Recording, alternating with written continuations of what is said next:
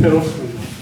기꺼이 같이 이야기할 수 있는 그 기회를 살려서 여러분이 궁금해하는 거를 중심으로 압축해서 얘기를 하도록 하겠습니다. 저는 소개해 주신 대로 직장 생활을 좀 오래 하다가 대단히 늦은 나이에 독일에 유학을 갔습니다. 유학을 갔을 때가 30대 중반이었는데, 그러니까 대학을 졸업하고 10년 정도 직장 생활을 했었어요.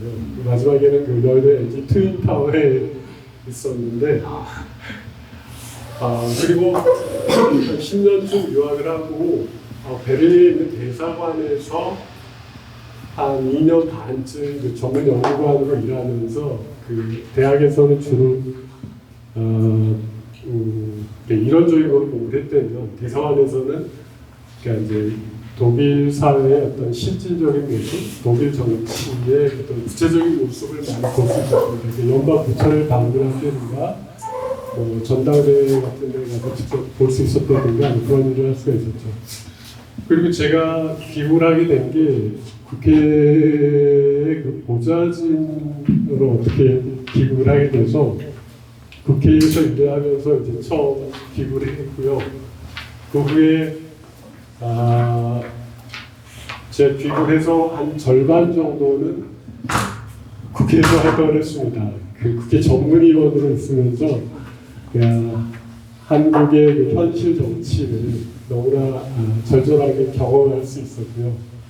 그리고 이제 절반 정도는 대학의 연구 교수나 강의 등을 하고 있어서, 그러니까 대다수 전문가들이 현장에 있으면 현장 정치인으로서 있었고, 아니면 계속 연구를 하는 사람들은 대학에만 있었는데, 저는 어떤 점에서 그 정치 현장과 대학 연구를 같이 할 수 있었고, 그것을 또 단순히 한국에서만이 아니라 우리 좋게 독일에서도 대학과 대사관이라는 현장에서 양쪽을 볼 수 있어서 비교적 다양하게 볼 수 있었습니다. 나중에 보시면 거기 제가 독일 정치 우리의 대안이라는 그 책이 처음으로 나오기 시작하면서 책이 나왔는데, 그 최장집 교수님 추천 잘 써주시면서 거기에 그런 점을 지적하면서 굉장히 그 훌륭한, 제가 이제 제 입으로 말하긴 좀 그런데 한국 정치와 관련한 되게 그 소중한 어떤 그 자산이자 그 작품이다라고 약간 극찬을 해주셨던 그런 책이 있는데 나중에 참고해 주시기 바랍니다. 그러면 제 소개를 이 정도로 하고 오늘 같이 나눌 말씀은 일단 여러분의 그 상황에 놓여 있는 것을 중심으로 얘기를 하겠습니다. 그러니까 예를 들어 정치 개혁하면 끝없이 많은 그 정치 개혁의 문제들이 있는데 그거를 다 섞어서 얘기하면 오히려 혼란스럽기도 하고 정리가 안 되니까 제가 그 부분을 당원들, 정당과 당원의 포커스를 맞춰서 독일의 사례와 비교를 해서 그런 점을 지적하도록 하겠습니다. 그러니까 여기 국회의원분이 당장 오시나 않으셨죠? 안 왔습니다. 제가 얘기를 하려면 이런 겁니다. 여기 만약 국회의원이 왔다고 가정을 해봅시다. 그러니까 제가 쉽게 국회의원이라고 가정을 해보죠. 그러면 한국에서 현실적으로 정치인 활동을 하려고 그러면 두 가지 문제가 약간 상충하는 부분이 있습니다. 어떤 점이 상충하냐면 하나는 우리가 생각하는 가장 이상적인 정치를 펼쳐야 되겠다라는 생각을 할 수가 있잖아요. 그러면 가장 이상적인 형태는 어떤 것인가 하고 가장 이상적인 거를 지향을 하려고 얘기를 하고 주장을 하고 여러분들을 설득해서 같이 가자고 할 수 있죠. 가장 이상적인 모습이죠. 근데 또 다른 측면은 어떤 게 있냐면 아무리 우리가 좋은 이상과 꿈, 정신을 가지고 있어도 그게 실현 불가능하다는 거를 여러분도 알고 저도 아는 거죠. 그러면은 제가 현실 정치인이나 만약 제가 이 지역의 국회의원이면 어떤 식의 제안을 하게 되냐면 이 주어진 조건에서 최상의 그 이상적인 상황이 뭔가 가장 바람직한 모습이 뭔가 하면서 그런 방식으로 가자고 여러분을 설득을 할 겁니다. 그럼 여기서 어떤 비리가 있냐면 가장 이상적인 모습으로 가야 되는 모습이 이런 그 정치활동 이런 모습이 있는데 그게 실현이 안 되고 불가능해요. 그러니까 거기보다 조금 낮춰진 모습의 형태로 그러면 우리가 주어진 여건에서 여기까지만 하자라고 얘기를 합니다. 그럼 여기에 어떤 문제가 있을까요?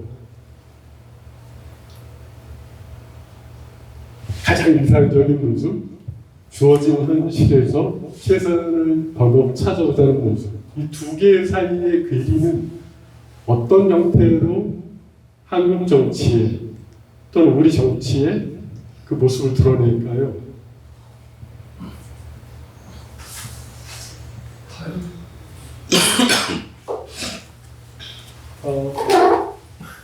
정치가 바뀌질 않는 겁니다. 맨날 주어진 상황에서 주어진 조건에서 최선을 하니까 항상 그 틀에만 있고 거의 대부분의 정치는 나와서 정치 개혁을 한다고 얘기를 합니다. 정치 개혁을 하자고 얘기를 합니다. 하지만 여전히 그 한계에 갇혀 있는 거죠. 왜냐? 시스템적으로 불가능하기 때문에. 근데 현실 정치인이라고 한번 생각을 해보십시오. 제가 만약에 이제 국회의원이라고 그랬죠. 국회의원. 그러면 당장 2년 후에 여기서 또 선거를 해서 내가 당선이 돼야 되고 이 현실 정치를 끌어가야 되는데 안 되는 거를 아주 인상적인 거를 내놓고 고치자고 하다가 아무것도 안 돼버리면 그러니까 내가 국회의원도 안 되고 아무것도 안 돼버리면 현실 정치는 한마디로 망하는 거거든요. 그러니까 그들은 항상 눈앞에서 가능한 거를 찾을 수밖에 없는 그런 상황이라는 겁니다. 그런데 거기에 비하면 저 같은 직접적인 정치인이 아니라면 저는 이 현실에서 좀 더 잘하자 이런 얘기할 필요가 없습니다. 왜 이 현실에서 조금 더 잘해봐야 변하는 게 아무것도 없거든요. 한국 정치가. 그래서 저는 그보다 그 위에 있는 얘기를 할 겁니다. 우리 정치가 근본적으로 어떻게 바뀌어야 모든 게 제대로 굴러가고 여러분들도 나아질 겁니다. 제가 그런 거를 독일의 정치 활동의 모습을 통해서 지금부터 보여드리겠습니다. 보면은 여러분도 깜짝 놀라실 겁니다. 와, 저렇게 정치를 하고 있구나 이런 생각을 하실 수 있을 겁니다.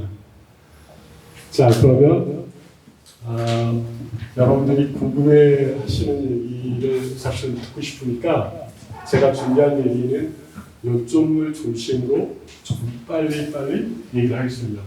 그러니까 우리가 왜 정치에 관심을 갖고 여러분들처럼 금요일 저녁에 이 시간에 와서 정치를 배우고 같이 논의하고 이런 일을 해야 되느냐? 이거는 2000년 전에 플라톤이 얘기를 해놓은 겁니다. 정치에 무관심하게 되면 우리보다 못한 놈들의 지배를 받기 때문에 그때는 공연을 갈 수 없는. 잘 보이시죠? 네, 고맙습니다. 네. 그러면 여러분은 어떤 사람이 정치인이 돼야 된다고 생각하십니까? 이 중에는 여러분 스스로도 정치를 하고 싶어하고 정치에 관심 있는 분들이 있을 텐데 어떤 사람이 정치인이 되는 게 중요하다고 생각하세요? 인간 존중. 인간적으로. 인간 존중. 인간 존중. 예. 또 책임감. 정말 훌륭합니다. 예. 또 있네요. 여기구나. 네. 그렇군요.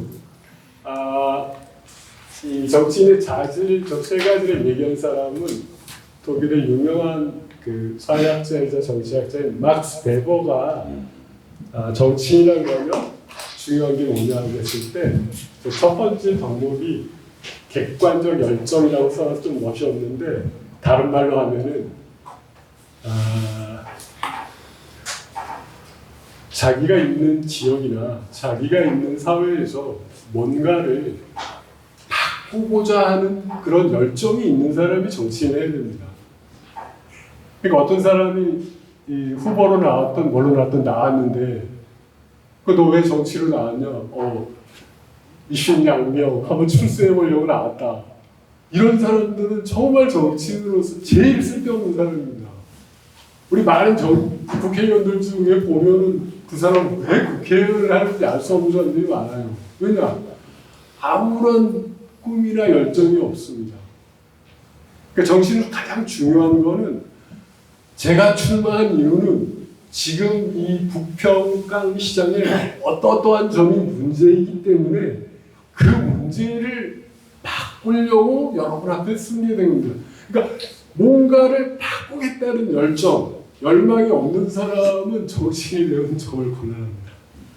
정치인이 그런 사람을 뽑아서도 안 되고 알 수 없는 정치인들을 걸러내야 되는 거죠. 또 한 가지는 만약에 이제 그렇게 나왔으면 아까 여기서 말씀해 주신 것처럼 그래서 그 사람 그래 제발 우리 깡시장에서 바꿔봐라고 그 사람을 뽑아줬어요. 뭐 시의회든지 국회의원이 뽑아줬는데 그 사람이 4년이 지났는데 깡시장이 변한 게 아무것도 없어요. 그럼 그 사람은 그거에 대해서 책임을 질 수 있어야 됩니다. 그러니까 유권자들은 거기에 대해서 책임을 물어야 돼요. 야, 너 그거 한다고 했는데 못했잖아. 그럼 넌 더 나오면 안 되는 거지. 나오더라도 떨어뜨려야 되는 거죠. 자, 그러면 객관적 열정과 책임감은 뭔지 아시겠죠? 그걸 들으면 그거 이해가니까. 그러면 이 막스 베버가 말한 세 번째 자질인 저기 써놓은 균형 감각이라는 거는 뭘까요? 이상과 현실의 이상과 현실을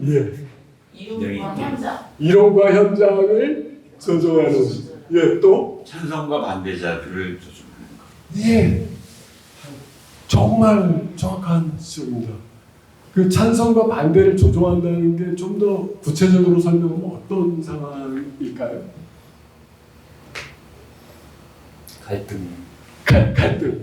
갈등이 일어나는 경우가 어떤 식으로 갈등이 일어납니까? 이해관계 상충. 이해관계가 대립돼서 갈등이 발생하는 거죠. 저기서 균형 감각이라고 하는 것은 그 이해관계를 조정할 수 있어야 된다는 겁니다. 그 이해관계를 조정한다는 것은 정치적으로 표현을 하면은 여야 관계나 서로 다른 정당 간의 관계일 수 있습니다.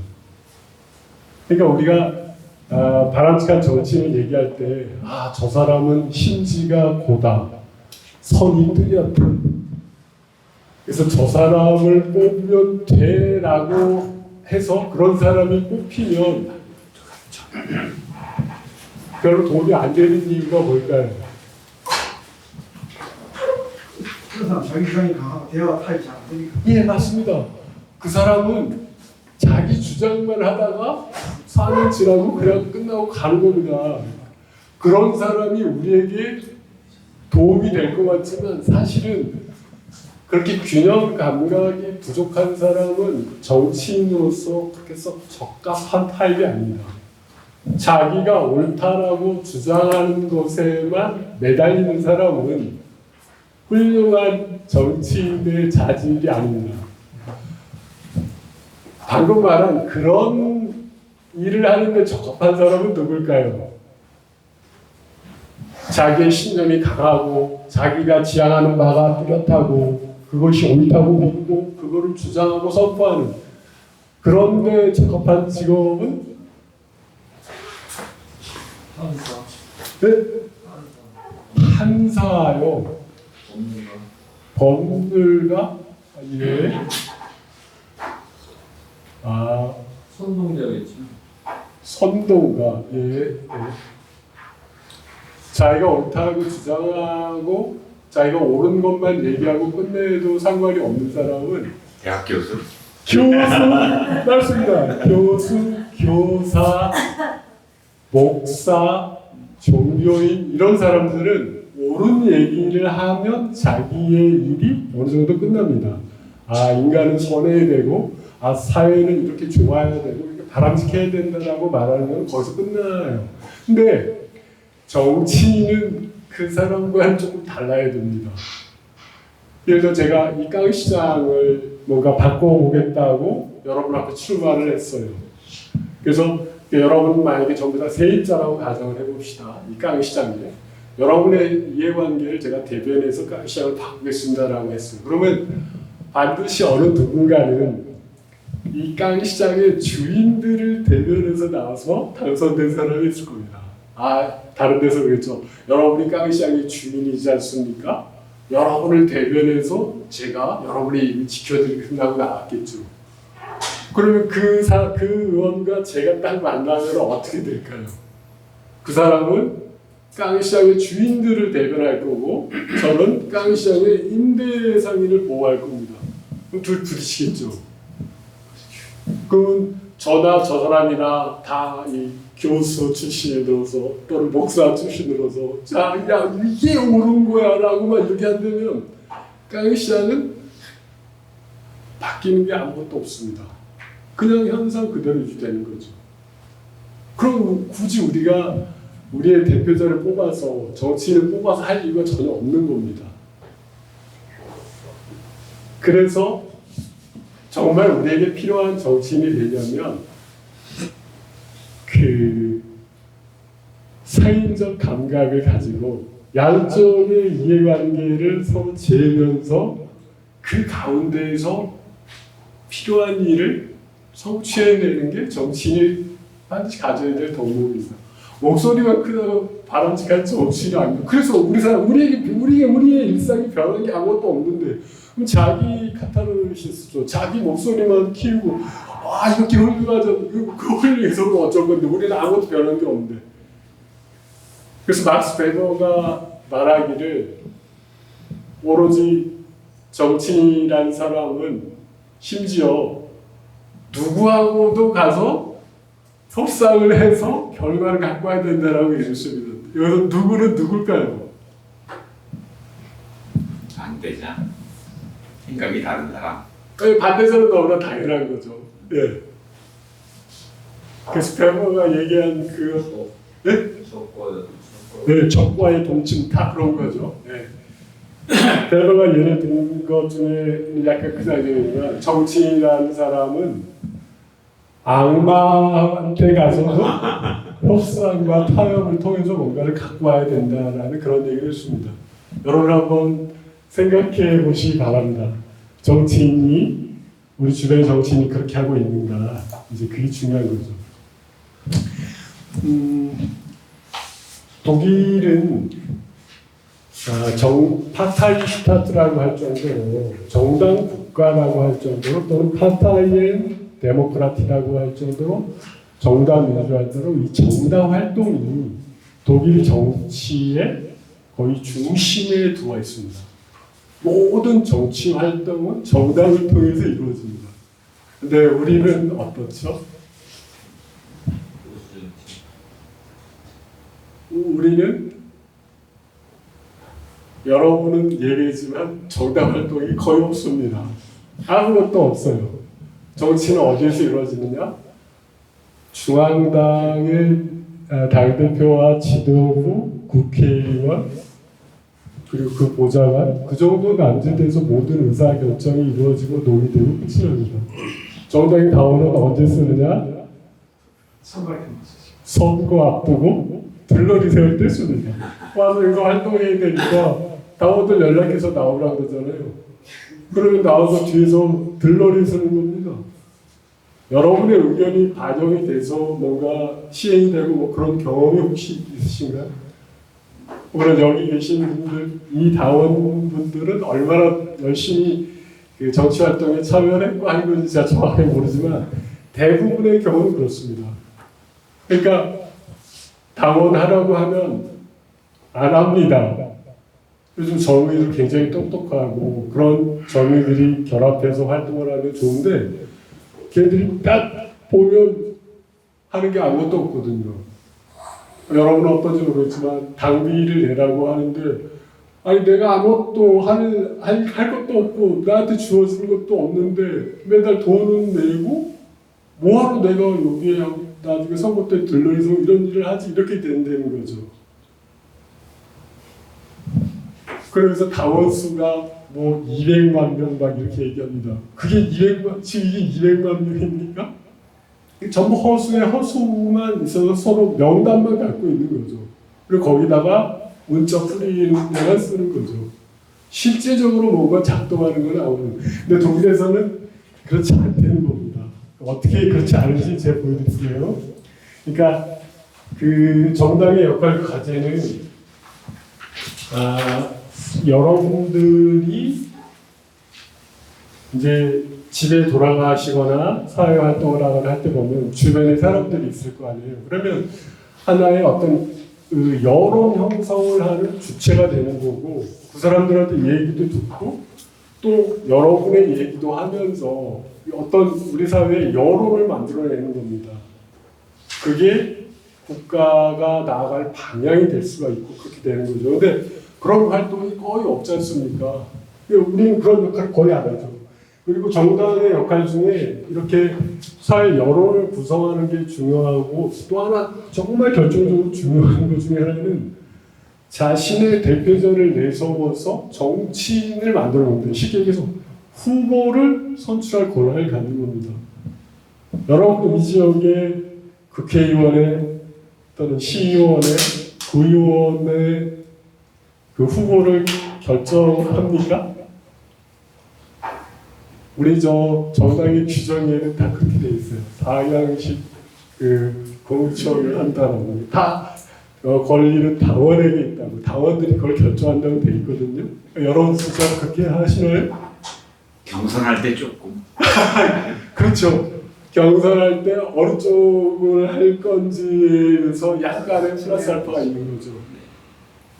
근데 실질적인 권한은 중앙에서 당 대표나 당 지도부의 이해관계를 통해서 어떤 사람을 찍어서 여기다 내리면 그 사람이 여기 와서 제가 받아왔으니까 저한테 하시죠. 그러면 물론 중앙에서도 여기서 활동한 사람을 고려해서 결정을 하겠지만 갑자기 엉뚱한 사람이 내릴 수 있는 실제로 저는 그런 경우도 많이 봤습니다. 지역 활동을 4년 동안 열심히 당원들하고 똘똘 뭉쳐서 하고 했는데 선거 2달, 3달 전에 갑자기 새로운 지역위원장 해가지고 내려보내는 거예요. 그 싸움 나는 거죠. 당연히 싸움이 났습니다. 그리고 당원들도 뿔뿔이 깨집니다. 근데 독일에서는 그런 일이 없다는 것을 지금부터 보여드릴게요. 어떻게 돼 있냐?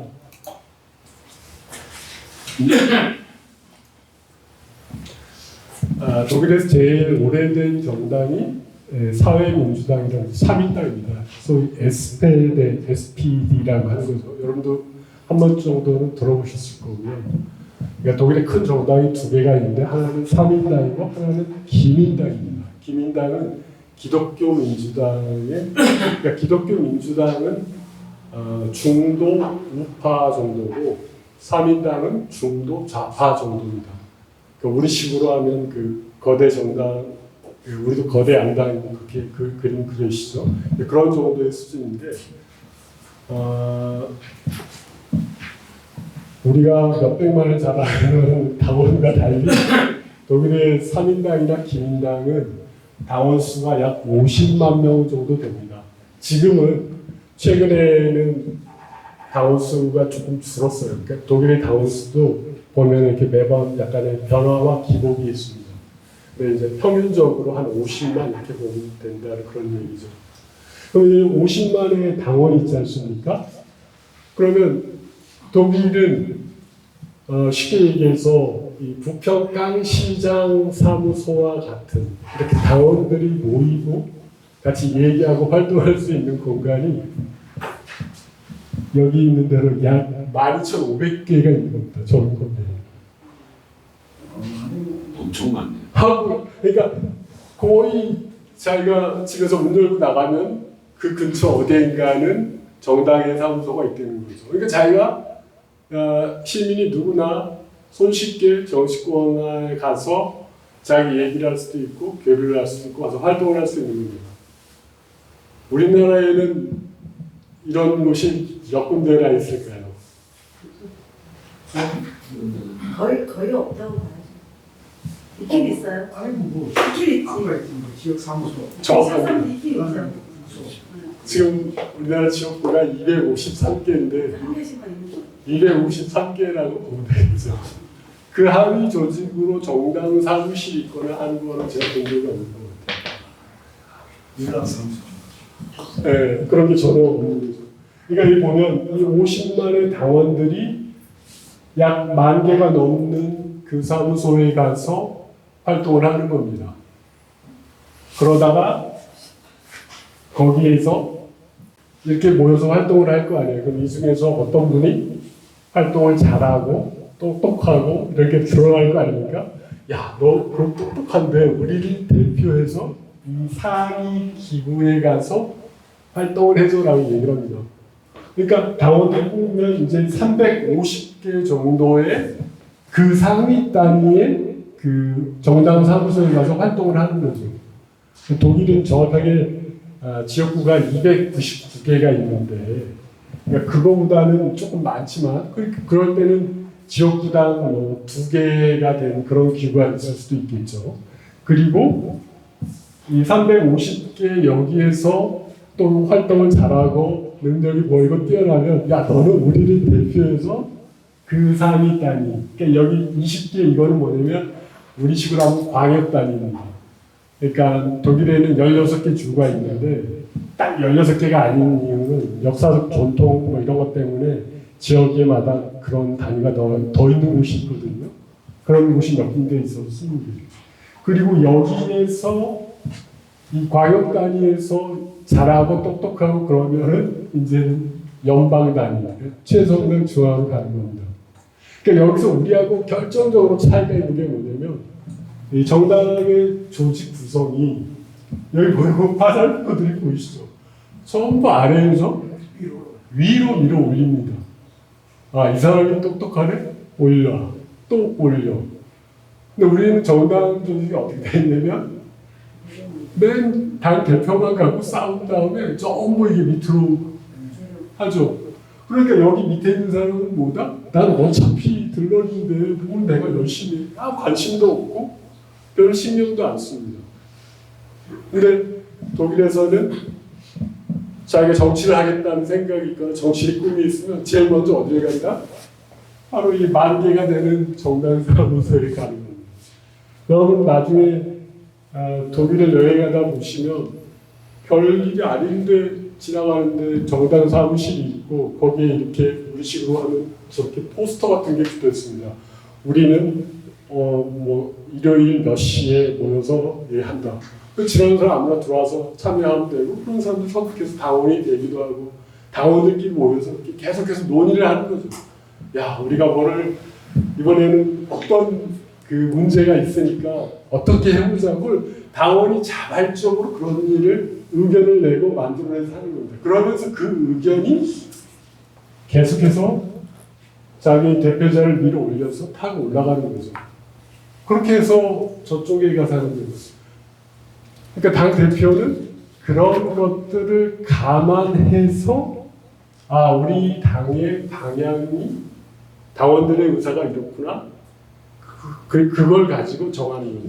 이제 그거는 뒤에서 보면 조금 더 자세히 하니까 또 보여드릴게요. 제가 사문장만 보여드리면 조금 그래서 기민당 하나 더 기민당 보시면 제일 여기 안에 있는 게 이게 이제 기민당이 많았을 때인데 53만 명의 당원이 있습니다. 53만 명의 당원이 11,500개의 그 오르페라인에서 정당 사무소에서 활동을 한다는 겁니다. 그러니까 이제 독일은 우리처럼 모든 게 획일화되어 있지 않아서 정당들도 다른 자기네가 알아서 조정하고 결정하고 만듭니다. 자기네가 필요하면 조직을 만드는 거고, 그러니까 이름이 다 조금씩 달라요. 여기 아까 337개, 아까 그 사람들하고 개수도 다르고, 여기는 17개의 란데스페를 만들거든요. 그러니까 광역단위, 아까 자기네하고 20개라면 자기네가 정당 활동을 하다가 아니 우리가 여기 이쪽이 필요하면 만들겠다고 만드는 거죠. 어디 정해져 있는 것도 아니고 획일화되는 게 아니에요. 그런 식으로 똑같이 밑에서 위로 올라가는 이런 형태를 취한다는 겁니다. 이제 그러면 여러분들과 같이 처음 당원이 되는 게 어떤 건지를 한번 보여드릴게요. 그러니까 이제 어떤 사람이 정당에 관심을 갖고 올 수 있을 거 아닙니까? 관심을 가지고 노크를 하거나 야 나는 예를 들어서 뭐 녹색당의 뭐 이런 그 정책이나 그런 생각들이 너무 좋아. 나도 뭔가 거기에 일주할 수 없을까라고 관심을 가질 수가 있겠죠. 와서 그 10,000개가 넘는 사무실에 노크를 하면 거기에서는 그 사람들을 받는 거죠. 그래가지고 그 신입 당원 세미나라고 해서 이렇게 사람들을 여기 거의 비슷한데요. 여기도 이렇게 할 수 있는 거죠. 이렇게 모여서 얘기를 하는 겁니다. 이거는 네스페니까 3인당의 모습이고요. 이거는 FDP라고 자민당의 모습입니다. 뭐 비슷하죠. 장소만 다르고 하지만 형식은 똑같다는 거죠. 그럼 저걸 어떻게 하느냐? 구체적으로 우리처럼 그냥 오세요 해가지고 그냥 막 그 여기에 가입을 해야 된다고 설득하고 그리고 끝나는 게 아니라 여기 보시면 알다시피 일단 시간이 이걸 제가 이제 3인당이 그 신입당원 세미나를 하는 그 공고를 하나 제가 봤는데 그 내용을 여기다 옮긴 겁니다. 여기 보시면 알겠지만 10시부터 5시까지 장아찌 7시간을 하는 겁니다. 그러니까 3인당의 역사를 들려주고 그리고 3인당이 현재 어떻게 조직되어 있는지를 알려주고 어떻게 운영되는지를 알려주는 겁니다. 그리고 주요 내용은 그러니까 3인당이 어떻게 작동하는지 이제 그런 걸 알려줘야 그 사람이 뭘 할지 알고 당원은 3인당에서 또 3인당을 위해 어떻게 활동할 수 있는지 이런 걸 알려주는 거죠. 그리고 또 사람이 너무 많으면은 그게 잘 안 되니까 이게 신입당원을 뭐 20명 이렇게 이내로 묶어서 얘기를 해요. 그럼 저기에서 일어나는 일이 뭐냐면 우리는 이제 저게 안 돼 있어서 아무 생각 없이 뭐 그냥 이렇게만 하고 끝나는데 저기서는 이루어지는 게 이런 거죠. 거기에 당원들 하겠다고 온 사람들을 정확하게 파악을 해야 되는 거예요. 그 사람이 어떤 경력이 있고 어떤 경험이 있고 어떤 공부를 했고 해서 그 사람의 능력이 뭔지를 정확하게 파악을 하는 거예요. 그러니까 3인당 것만 이쪽에다가 막 쏟아부어서 우리는 이렇게 돌아가니까 여기에 맞춰서 해라고 해서 끝나는 게 아니라 각 들어온 개개인의 당원들이 어떤 생각을 가지고 있고 뭐에 관심이 있고 그런 것들을 거꾸로 똑같이 파악을 하는 거죠. 그래가지고 그 사람들이 활동할 수 있는 분야에 넣어주는 겁니다.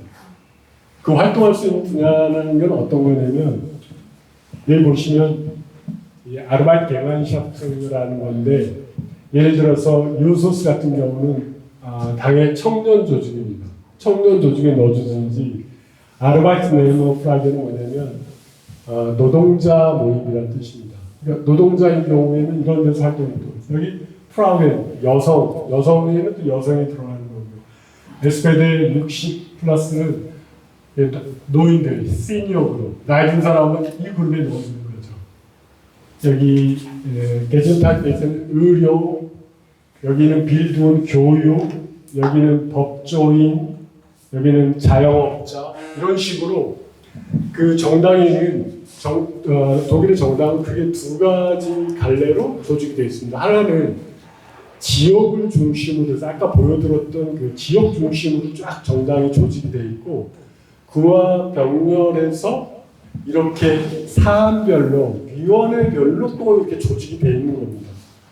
예를 들어서 부평 땅시장에서 노동화 그러니까 그 장사하는 사람이 올 수도 있겠죠. 그러면 그 사람의 관심에 맞는 아까 말했던 자영업자 그룹에 넣어주면 가면은 비슷한 사람이 있을 거고 같이 의논할 사람이 있고 할 말이 얼마나 많겠습니까?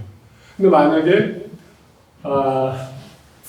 무슨 어느 대학교 교수가 왔다 당원을 하려고 그럼 그 사람들을 노동자 그룹에 넣어갖고 썩힐 필요는 없는 거 아니야. 거기에 해당하는 전문가 그룹에 넣어주는 겁니다.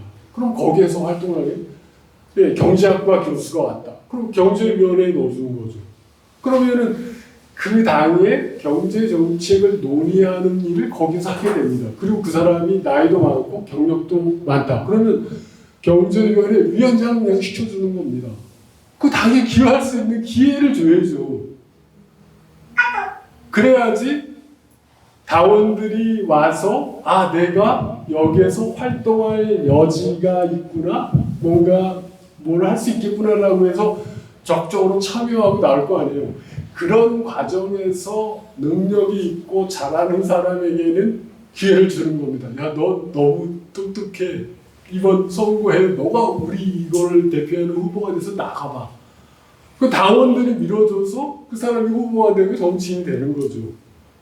근데 우리 한국은 어떻습니까? 한국에서는 정치를 하려면 절대 이렇게 정당에 들어와서 활동을 하면 안 됩니다. 정당에 들어와 있으면은 아무도 관심을 안 가져요. 정당 밖에서 목소리를 키우고 활동을 해서 유명해져야 선거를 앞두고 스카우트 해가지고 와서 너가 우리 후보가 돼달라고 이건 뭔가 기현상인 겁니다. 그러니까 제가 제 발등을 찍는 얘기를 한다면 예를 들어서 이런 강의를 당원들 중에서 능력 있는 사람이 와서 그냥 하면 되는 겁니다. 교수가 당원할 수도 있는 거 아닙니까? 그러면 그 교수가 자기 정치 얘기를 와서 해주면 되는 거예요. 그냥 정당 당원들끼리 같이. 근데 우리는 절대 그렇게 안 합니다. 그러니까 제가 100번을 양보해서 정당에 들어와서 이제 가입을 하고 여기서 활동을 한다고 가정을 해보죠. 그러면 국회에서 뭐 토론회 할 때 전문가를 부를 때 당원이 저를 불러서 그냥 얘기를 하면 되는데 당원을 안 부르고 밖에서 전문가를 찾아가서 부릅니다. 이게 말이 되는 겁니까? 여러분 생각해도 좀 답답하죠. 그러니까 독일에서 정당에서 뭐 활동할 때는 정당에 있는 수많은 인재풀에서 전문가들이 나와서 얘기하고 토론하고 교육하고 모든 걸 하는데 우리는 그러할 만한 사람들이 정당에는 안 들어오는 거예요. 왜 안 들어오느냐? 지금까지 얘기한 대로죠. 들러리 쓸 거밖에 없으니까 아무도 안 들어오는 거죠. 내가 여기 와서 왜 들러리를 사? 아무것도 없는데? 근데 만약에 우리의 정당 시스템이 독일의 이런 모습대로 바뀐다면 정치할 생각이 있는 친구들은 전부 다 일이 들어옵니다. 왜냐? 여기에 와서 당원 여러분 제가 열심히 할게요. 제가 이걸 잘해요. 이렇게 당원 여러분들에게 설득을 하고 뭔가를 보여줘야만이 선거 때 저 사람 후보 시킵시다 해서 후보가 되는 거지. 밖에 있는 사람은 관심 없는 사람이 그 사람을 왜 우리가 부릅니까? 이게 독일 정당의 모습입니다. 물론 아주 예외적으로 아주 유능한 어떤 사람을 지역위원회나 이런 데서 우리는 마땅한 후보가 없네? 어서 유명한, 그러니까 능력 있는 사람 인재를 데려와서 우리 후보시키자라고 하는 경우도 있겠지만 그건 아주 예외적인 그런 경우고 일상적으로는 정치를 하고 싶은 사람은 무조건 정당을 가야 되는 겁니다. 근데 우리는 정치를 하고 싶은 젊은이들이나 시민들이 정당에 잘 안 오고 어디에 가 있느냐? 서울의 방송국이나 정당 지도부 주변을 얼쩡거리면서 눈도장을 찍고 그렇게 결정이 되고 있으니까 그런 거죠. 예. 그러니까 사민당의 이게 각 정당은 강령이 이렇게 시차를 또 조금씩 바뀌는데 그 이유는 뭐냐면 그 사회가 변화하지 않습니까? 지금 같으면 요새는 이제 AI나 디지털 그러니까 뭐 10년 전에 만들어놓은 그 자기 당의 색깔이나 어떤 정강은 지금에는 안 맞을 수 있죠. 그러니까 계속 적절한 시기를 두고 업데이트를 하는 겁니다. 3인당도 바뀌었고 기민당 이제 이거 기민당도 조직이 똑같은 건데 이렇게 특별 조직이 제가 일일이 다 얘기를 안 했는데 내용은 다 똑같은 그런 겁니다. 여기는 그러니까 학생 조직, 여기 뭐그 서울 소수자 조직 뭐 이런 식으로 지역별 조직 뭐 이런 겁니다. 다 그러니까 그 사안별로 조직돼 있다는 그런 얘기고 제가 하나 보여드리려고 하는 게 바로 이 기민당의 강령 변화하는 모습을 하나 보여드리려고 합니다. 얼마 전에 얼마 전도 얼마 전인가 얼마 전도 우리는 당이 계속 바뀌지 않습니까? 사람들은 똑같은데 당 이름은 다 뭐 10몇 개씩 바뀌어갖고 와서 더불어민주당 국민의힘도 그런데 최근에 국민의힘이 만들어질 때 김종인 비대위원장이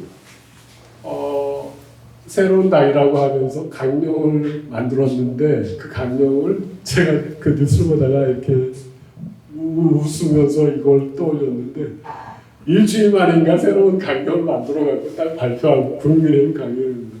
근데 국민의힘 당의 당원들 중에 그 강령을 본 사람이 읽어본 사람이 한 사람이나 있을까 싶어요. 여러분은 민주당 강령을 읽어보셨나요?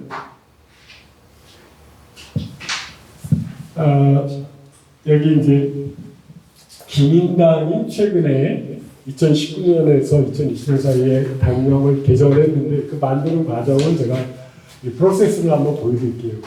그러니까 그 당 대표가 바뀌거나 그 사회 변화가 있을 때 새로운 사무총장이 나와서 강령을 만드는데 어떻게 새로운 강령을 만드냐면 먼저 사무총장이 강령을 개정하기 위해서 전국을 이렇게 투어를 합니다.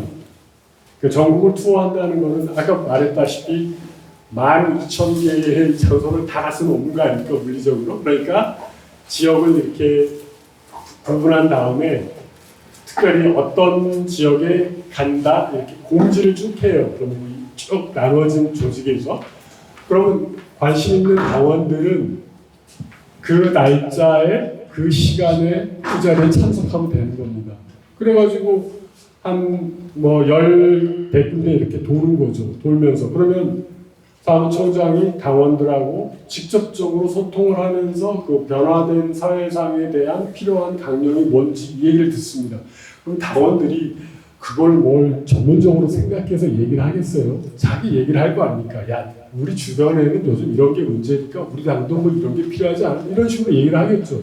그럼 그런 것들을 다 모아서 정리를 해서 그 그러니까 개정안을 이렇게 만드는 겁니다. 그래서 그 투어가 다 끝나면 그거를 각 지역 조직에 다 이렇게 나눠줍니다.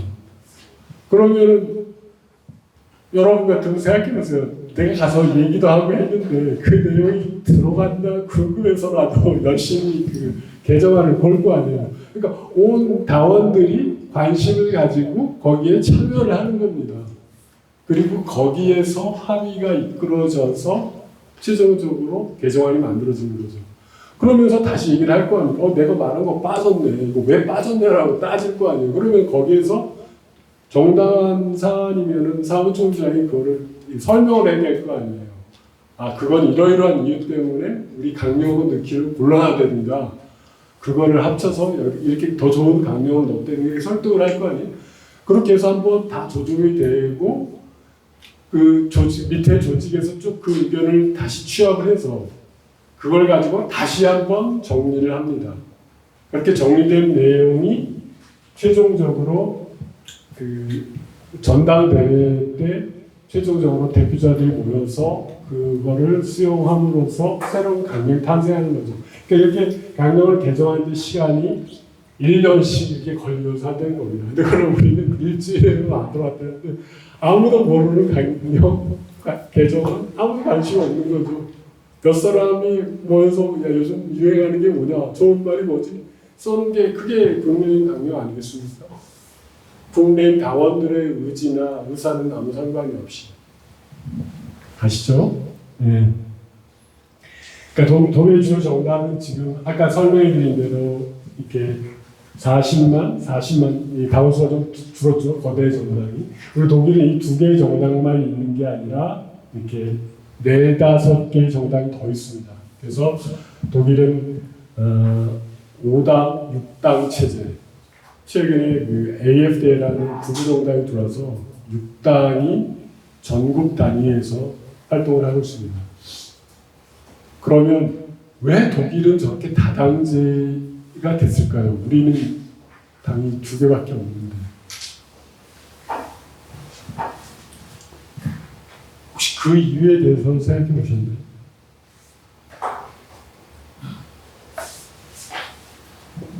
독일 사람들은 다양한 거를 좋아해. 한국 사람은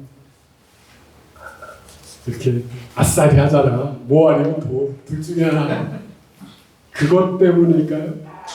그건 많이 들어보시죠. 예. 그 이유는 뭘까요?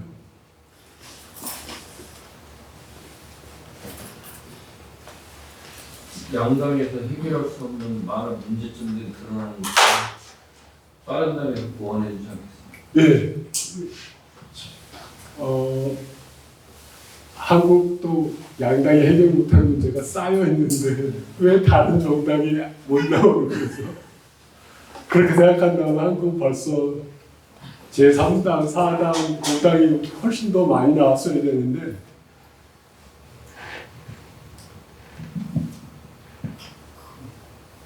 선거 구제가 좀 틀리죠. 예. 우리는 그렇잖아요. 양당 아니면은 딱 되는데 선거하면은 이당 아니면 이당 되잖아요. 뭐 중선부 대선부 하면 이당 나오면 다 같이 할 수가 있으니까 상황이 틀리다. 그러니까 독일이 저렇게 5-6개의 정당이 당당하게 의석수를 가지고 이게 지금 연방의 의석이거든요. 150, 200, 39, 118, 45, 90 이렇게 가능한 이유는 선거제도가 비례대표제로 우리하고 다르기 때문에 그렇습니다. 우리는 한 선거구에서 한 표라도 많은 사람이 당선되는 선거제도잖아요. 이거를 단순 다수제라고 하거든요. 소선거구, 그러니까 하나의 선거구에서 한 명만 당선되는, 한 표라도 많은 소선거구 단순 다수제라서 그런 거고, 독일 같은 경우는 비례대표제라고 해서 그 정당이 몇 %를 득표하냐에 따라서 의석을 가져갑니다. 어떤 정당이 유권자의 10%를 득표를 하면 전체 600석의 10%인 60석을 가져갈 수가 있는 거죠. 그러니까 한 지역에서 한 표 차이로 당선되고 떨어지는 거는 문제가 되지 않습니다. 그러니까 선거 제도가 현재의 우리 한국 정치를 이렇게 만들어 놓고 있다고 해도 과언이 아닙니다.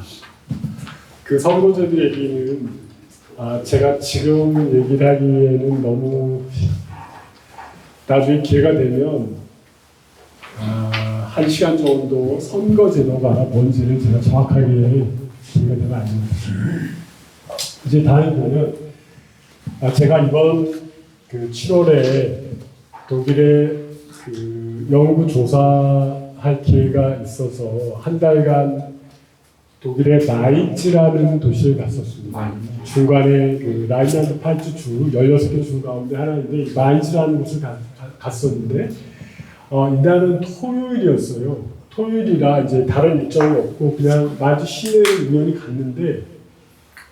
갔는데 이게 최대한 기민당이거든요. 기민당의 당원들이 이걸 처음 했더라고요. 제가 독일에서 유학하는 동안 저런 모습을 많이 봤거든요. 그 지역에서 당원들이 활동하는 거. 근데 그걸 언제 봤냐면 대부분 선거 때였습니다. 선거를 앞두고 이렇게 공간에 저렇게 천막 같은 걸 하나 펼쳐놓고 이렇게 얘기를 하거든요. 근데 그때는 지금 말지 아무런 선거가 없었거든요. 근데 이렇게 하고 있어서 제가 놀라서 지금 가서 이걸 물어보는 겁니다. 니네 뭐 하는 거냐? 왜 이걸 하는 거냐? 라고 하는데 이제 여기에 이 마일즈 주 의원도 있었고 주에서 활동한 사람이 있는데 예를 들어 이 사람 같은 경우는 자기가 보건의료 쪽에서 원래 속해 있는 사람인데 경제위원회에서 이 행사를 하길래 자기 기꺼이 그냥 동참했다라고 얘기를 하더라고요. 뭐 하냐 그랬더니 독일에서도 지금 물가가 엄청나게 올라가지고 경제적으로 문제가 많거든요. 그러니까 이제 시민들에게 이 인플레이션과 관련돼서 어떤 생각을 하나 시민들의 의견도 듣고 그러면서 기민당의 입장도 소개해 주는 거죠. 야, 우리는 이 인플레이션 되고 하는 이런 상황에서 이런 생각을 시민들에게 그냥 정당 활동을 하는 겁니다. 이렇게 일상에서 선거하고도 상관이 없는데도 이렇게 한 거예요. 그래서 저는 또 아까 되게 궁금했던 거는 야, 그러면 돈이 될 텐데 돈은 누가 주냐 이거를 물어봤거든요. 근데 그 사람이 오히려 저를 보면서 이상하게 하면서 대묻는 거죠. 아니 이거는 그냥 우리 그 사무소 정부 사무소에 있는 거 갖다 이렇게 피면 되는 거고 여기 돈 들어갈 거는 별로 없는데 걔들이 저한테 그 사탕 같은 거 하나 줬거든요. 여기 김이가 써 있는 이렇게 봉지에 들은 거. 우리 그런 거 많이 하잖아요. 그거 주면서 얘기하고 있는 거였어요. 돈 안 든다는 거죠. 왜냐? 당원들이 자발적으로 참여하기로 했습니다. 근데 우리는 저거 활동하면 어떻게 되는지 아십니까? 저는 예전에 그런 거를 해봐서 아는데 절대 안 옵니다. 당원들이 아무도 안 와요. 어떻게 돼요? 그래서 밥이라도 사줘야 한다고 해야지 나타나는 거죠. 그러니까 어떤 차이가 있는 건지 아시겠죠. 그러니까 우리 당원들만 욕할 일이 아니라는 겁니다. 저들은 스스로에게 그게 있기 때문에 그리고 내가 이렇게 활동을 하고 이걸 보여야 되고 또 권한이 있기 때문에 온 건데 우리 당원은 아무것도 없이 내가 거기 왜 가? 밥이라도 먹으면 갈까? 뭐 이렇게 되면 아는 거지. 그게 차이라는 그런 겁니다. 아시겠죠? 이건 이렇게 사람들이 모여서 얘기를 하고 있고 지나가다가 얘기도 하고 하는 거죠. 이렇게 사람들이 재밌었어요. 예. 여기 어떤 할아버지 같은 분이 있었는데 제가 이제 갑자기 낯선 외국인이 와서 하면서 말을 보니까 이 젊은이를 불러가고 얼른 야 너 가봐라. 예, 상대하기가 아무래도 그럴 수도 있고 좀 그런 식으로 된다는 거죠. 그러니까 제가 얘기하는 겁니다. 이게 여러분 이제 이런 거를 많이 들으셨죠. 그 정당이 지지를 받는 율과 그 의석 비율이 이게 불일치한다는 겁니다. 그러니까 25% 지지를 받으면 의석 비율이 25%가 돼야지 그 유권자의 의사가 제대로 반영된 거 아닙니까? 이게 다 왜곡돼 있다는 거죠. 33%인데 40%. 그 10% 갭이 있지 않습니까? 반대로 이 군소 정당은 7%를 받으면 7%의 의석이 아니라 2%밖에 안 된다는 거죠. 국민의당이 나올 때도 그랬고. 그러니까 저게 선거제도가 사소한 것 같은데 저게 한국 정치를 왜곡시키는 그 아주 중요한 요소입니다. 이번 지방선거가 아니라 지난 지방선거는 더 심했죠. 51% 득표를 했는데 의석수는 94%입니다. 이런 제도를 방치하면 국민의 뜻이 정치에 반영될 수가 없는 거죠. 말이 안 되는 거 아닙니까? 그러니까 거대 양당이라면서 무조건 좋은 게 아니라 사실은 자유한국당도 말이 안 되는 겁니다. 득표는 25%를 받았는데 의석은 1%예요. 20%를 손해본 거 아닙니까? 그럼 민주당이 그런 거죠. 이건 민주당에는 유리하니까 그냥 이대로 둡시다라고 하기 쉬운데 어떤 문제가 있을까요?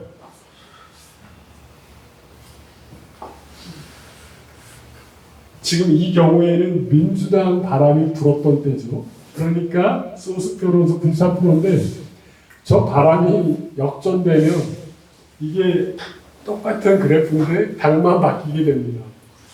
민주당이 25% 얻었는데 의석수는 5%밖에 안 되는 수가 있어요. 이거는 지방선거뿐만 아니라 국회의원 선거도 똑같습니다. 특히 어디에서? 서울과 경기, 인천 수도권에서는 저게 극명하게 갈립니다. 수도권에서는 민주당이나 국민의힘이나 어차피 많아야 30-40% 지지율이 항상 일정하잖아요. 그럼 거기에는 30-40% 의석수만 받으면 합리적으로 돌아갑니다. 근데 어떻게 되냐? 실제 뚜껑을 까보면 지지율은 엇비슷한데 한 1-2% 차이로 한쪽은 의석수가 50%, 60%, 한쪽은 30-40%. 그러니까 그거를 다 아는 국회의원들이 국회에 가면 어떻게 돼요? 목소리를 높이고 싸우게 되죠. 야, 이거 왜곡됐잖아. 어차피 지지는 비슷한데 숫자는 니네가 2배고 그럼 우리 일당 100을 해야 되니까 더 막 목소리를 크게 해야 되고 정치가 잘 안 굴러가게 되는 거죠. 이해하시죠? 근데 독일 같은 경우는 보시면 여기 기민당이 26.8%, 28.8 약간 늘었죠. 여기 20.5, 21.6 약간씩 이렇게 늘고 있는데 그거는 어떤 차이냐면 이렇게 소수 정당 그러니까는 유효표가 되지 못한 표들이 빠지기 때문에 의석수가 약간씩 늘어나야 됩니다. 하지만 그 정도가 이 서로 일정하게 오르잖아요. 14.2, 13.3, 10.4, 11.3. 그러니까 그 받은 지지율과 의석 비율이 거의 차이가 없습니다. 저렇게 되니까 문제가 없겠죠. 그렇죠? 그리고 양당제하고 다당제 문제는 중요하니까 잠깐만 얘기를 할게요. 지금 한국 정치가 거대 양당제 간의 문제잖아요. 이 양당제 제일 큰 문제가 뭡니까? 양당제의 제일 큰 문제는 상대방이 틀린 소리를 하면 말할 것도 없고 옳은 소리를 하더라도 어떻게 해야 된다? 일단 부정을 하는 거예요. 왜? 그렇게 해야 내가 설 자리가 생기는 겁니다. 상대방이 옳은 얘기한다고 당신은 옳은 얘기했네 이러면 그럼 넌 뭐야 필요 없잖아 이렇게 되는 거예요. 그러니까 상대방이 뭔 얘기를 하면 무조건 그건 아니고 지금 일단 반대. 지금 현재 민주당과 국민의힘의 자세가 그렇습니다. 절대로 생산적인 뭔가가 나올 수 없는 그런 구조입니다. 그런데 이게 당이 2개가 아니라 당이 4개가 있다고 국회에 있다고 생각을 해보죠. 한 당이 어떤 얘기를 했어요. 그러면 거대 양당 입장에서는 너 그건 아니고 한데 나머지 2당이 그거 맞는 말이네? 이렇게 되면 그건 아니고 하는 당이 왕따가 되는 겁니다. 그러면 어떤 식으로 바뀌어야 될까요? 더 긍정적인 대안을 만드는 쪽으로 바뀌게 됩니다. 쟤 옳은 소리 하네? 야, 우리는 뭐 없어. 좀 더 좋은 얘기 만들어봐. 부정을 해서 살아남을 수 있는 게 아니라 옳은 소리를 해야만이 좋은 대안을 내야만이 다른 당에 의해서 살아남을 수가 있는 거죠. 이게 정당 활동이 바뀌게 된다는 거죠. 가끔 우리 정치권에 시도 때도 없이 협치라는 말이 난무하는데 그거는 말이 안 되는 겁니다.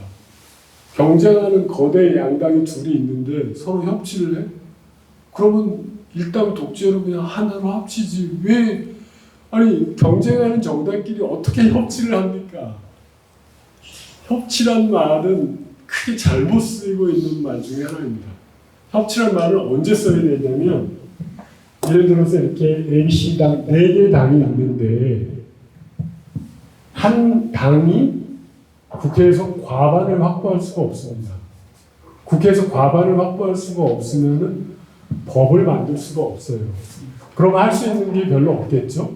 그러니까 그 중에서 자기하고 색깔이 비슷한 당을 골라서 그 당하고 협치를 하는 겁니다. 야, 우리가 이러이러한 법안을 만들려고 하는데 니네는 뭘 만들 거냐? 우리는 그럼 우리 둘이 힘을 합쳐서 너는 너희 법을 만들고 우리는 우리 법을 만들자라고 얘기를 함으로써 협치를 한 거죠. 그때 협치가 필요한 거지. 경쟁하는 두 개의 정당이 협치하는 건 아무 의미가 없다는 거죠. 또 한 가지는 이 표는 어떤 표냐면 여기 보시면 민주화 이후에 1987년 이후에 각 그 의회 국회 초선 의원들이 들어오지 않습니까? 그럼 그 사람들은 분석을 했어요. 그랬더니 민주당에 502명을 분석을 했더니 그 중에서 정치인이 25%, 법조인이 14%, 대학 교수, 연구원 11%, 언론에서 8%, 기타 이렇게 나왔거든요. 그리고 이거를 민주당뿐만 아니라 전체 초선 의원으로 해도 교수, 의사, 전문직이 17%, 정당인이 17%, 법조인이 14%. 그러니까 우리나라에서 국회의원으로 정치인으로 들어가고 있는 사람들이 대부분 소위 출세를 빼는 사람들이잖아요. 잘 나가는 사람들이잖아요. 네, 그런 사람들만 국회에 가면 그 사람들이 누구를 대변하게 될까요? 저기 네, 자기 주변에 잘 사는 사람들, 잘난 사람들을 대변할 수밖에 없는 거 아닙니까? 근데 우리의 선거 제도가 그렇기 때문에 저 사람들만 거기에 간다는 거예요. 근데 보시면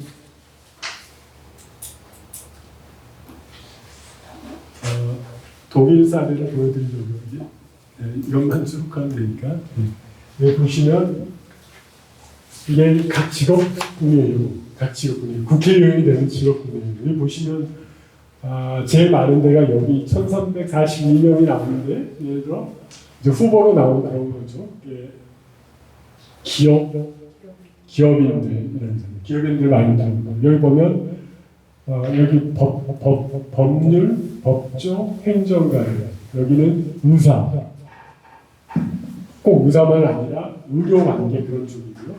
여기는 교사도 엄청나게 많이 좀 340명 후보로 나서는 게 여기 보시면 하여튼 우리하고는 비교가 되지 않게 다양하지 않습니까? 테크니시 포슈니까 공대, 기술 연구자 이런 거고 여기 마테마틱, 비올로기 이건 자연과학자들, 인포마틱, 커뮤니케이션 테크놀로지 이런 이게 정보 처리가 정보 수집가 이런 사람들이고 페어커는 운전사, 화물 자동차 운전 이런 거 페어커는 하여튼 우리하고 비교가 안 되게 많죠.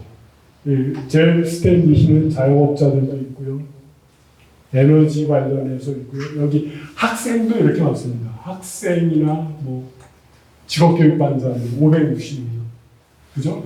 렌트로도 많습니다. 저기 은퇴한 사람들도 275명 되지 않습니까? 그러니까 이렇게 다양한 사람들이 의회에 들어가니까 다양한 이해관계가 가능하다는 거죠.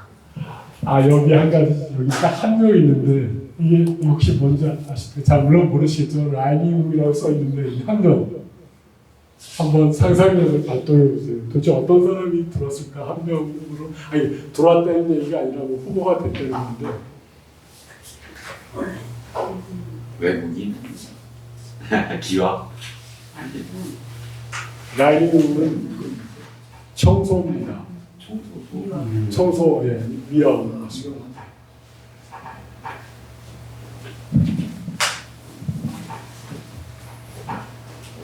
그러니까 위험조차도 할 수 있는 거니까 그렇지 않은 사람이 말할 것도 없이 많겠죠. 우리하고 비교가 안 된다는 겁니다. 자, 제가 정치개혁을 해야 된다고 하는 건 제가 보는 모양에서는 그렇습니다. 그러니까 한국의 정치개혁은 크게 두 가지 방향에서 진행이 돼야 되는데 첫 번째는 정당을 바꿔야 됩니다. 정당을 바꾼다는 것은 정당 스스로를 바꾸는 겁니다. 그러니까 민주당이 민주당, 국민의힘 국민의힘, 정의당이 정의당, 그 정당 내부의 개혁이 필요하다는 겁니다. 그 대표적인 게 그거예요. 아까 말했던 그 상향식이 될 수 있게 해야 된다는 거죠. 근데 그 한 정당의 내부만 바뀌는 게 중요한 게 아니라 정당 시스템 자체가 바뀌어야 돼요. 지금과 같은 거대 양당이 아니라 다당제가 돼야 된다는 거죠. 다당제가 되어야 다양한 의견이 반영될 수 있다는 거죠. 이게 이제 정당이 바뀌는 거고, 또 하나는 정치 시스템이 바뀌어야 된다는 겁니다. 이 정치 시스템이 뭐냐?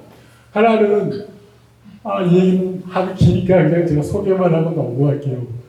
이 제왕적 대통령제 바꿔야 되죠. 지금 다들 문제라고 하잖아요. 대통령제 때문에 그게 한두 번 실패를 했으면 괜찮은 건데 거의 80절 이후에 거의 대부분의 대통령이 퇴임 후에 감옥에 가든가 뭔가 이렇게 사고가 다한다는 건 그 개개인의 문제라기보다는 그 시스템 자체에 뭔가 문제가 있다는 거죠.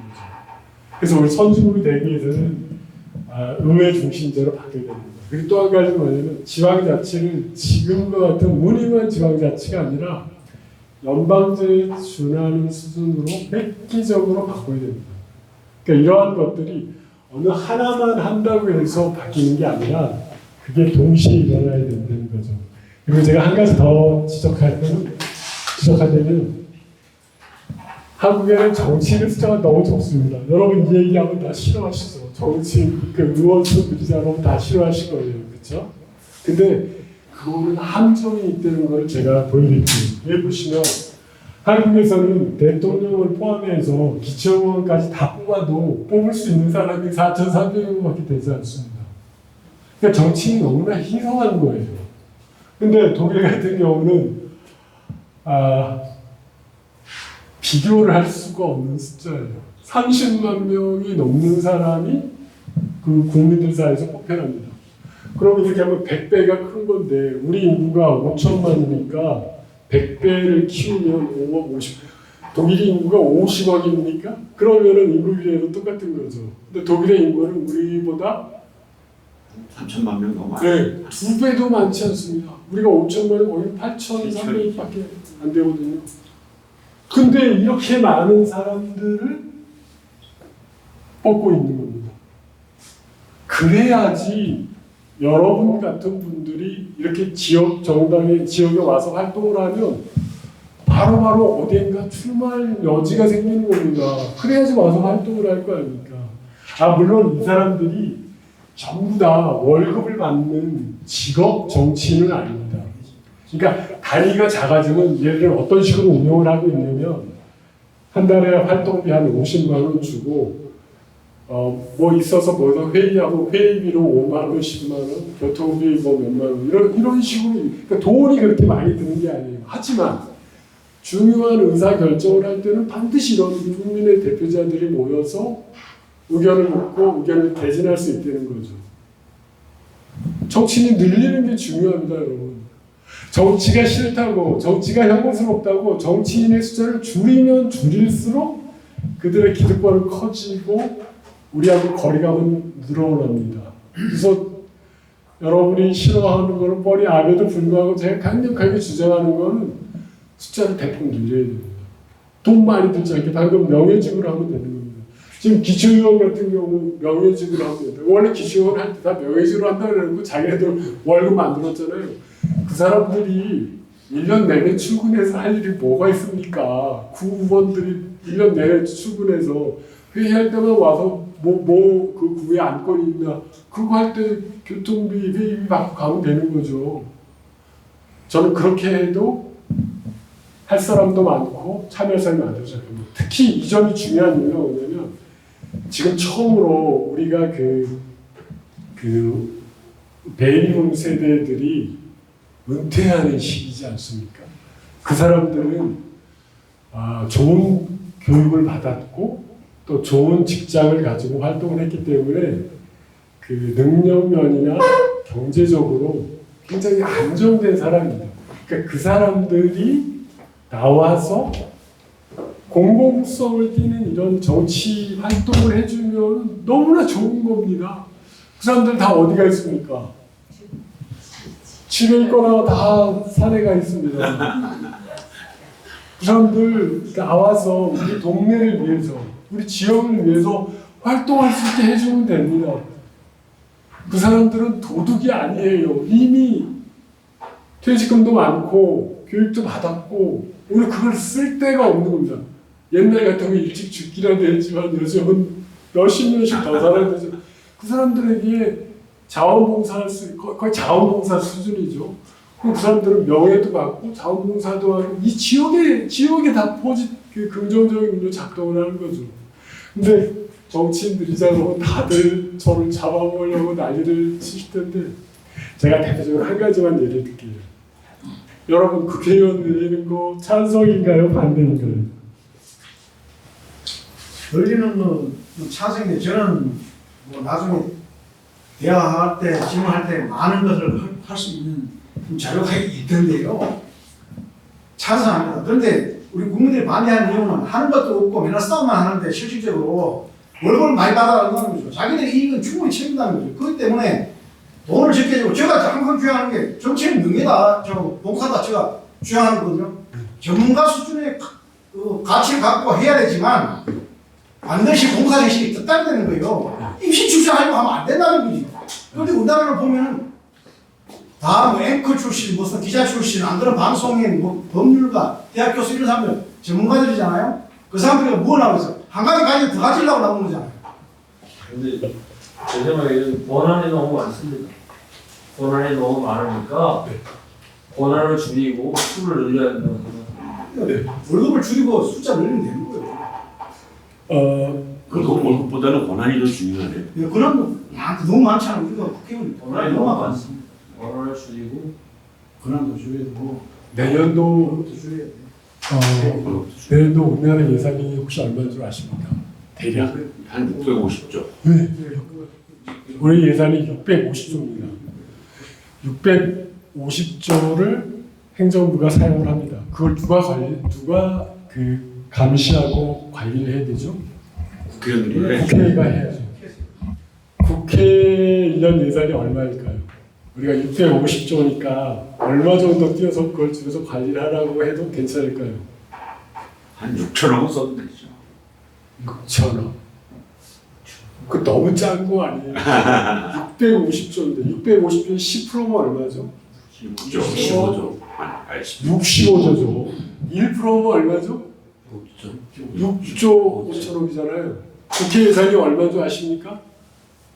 모르겠네.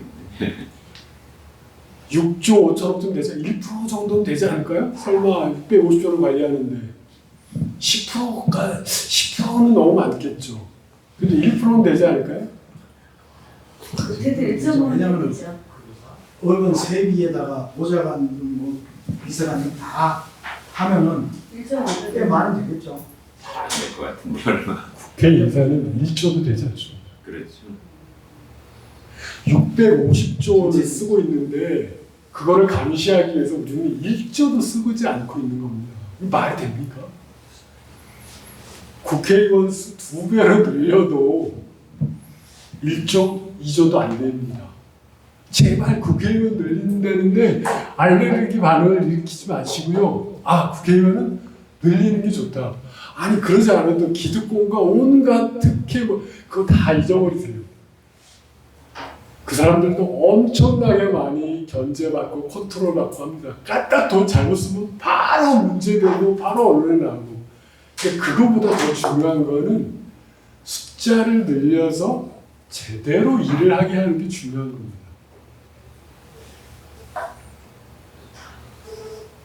제대로 일을 하게 하려면 어떤 아까 제가 보여드렸던 대로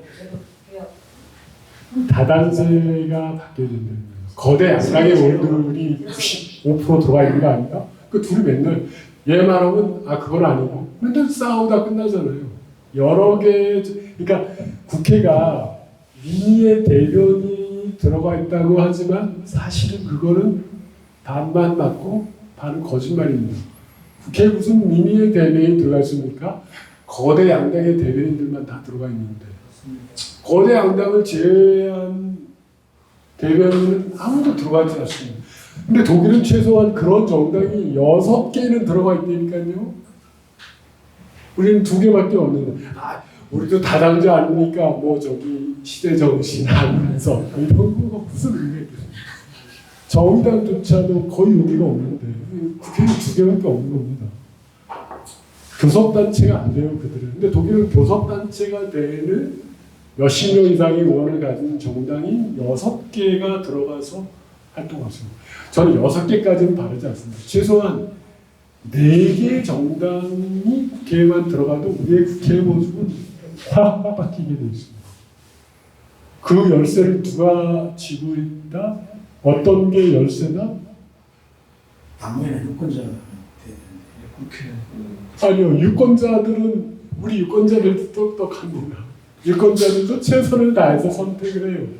유권자의 잘못이 아니라, 예? 국회의 법을 개정해서 인구수, 그러니까 쉽게 말해 국회의원을 300명으로 제정을 해놨거든요. 근데 비례대표를 다당제로 해서 네. 더 늘리자는 뜻으로 저는 해석을 하거든요.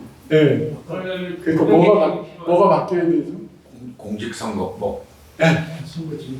선거 제도가 바뀌어야 되는 거예요. 독일에서는 어떻게 해서 6개의 정당이 의회에 저렇게 들어갈 수 있는지 다음번에 기회가 되면 그 선거 제도가 정말 뭔지를 자세히 설명해 드릴게요. 사실 그거는 국회의원들도 뭐 자료 이런 거라도 좀 주시죠. 잠시만요. 제 책을 사신다. 이거는 제가 주의회 의원을 본 겁니다. 이번에 가서 만난 그 라인란드 파이츠 주의 주의회 의원을 만났는데 제가 물어봤거든요. 그 월급이 얼마나 됩니까? 한 달에 한 7,000유로 정도 받는데 7,000유로면 한 900만 원 되죠. 네, 900만 원 정도 돼. 한 2천만 원 되는 겁니다. 그런데 이 사람은 이 기민당의 원내 총무였어요. 그러니까 원내 대표가 있고 그 기민당의 제2인자였는데 원내 대표랑 원내 총무를 하면은 이거의 2배를 받는답니다. 그러면은 월급이 2천만 원. 우리 저기 최근까지 인천 시의원 하셨던 분이 있는데 얼마 받는지 한번 얼마?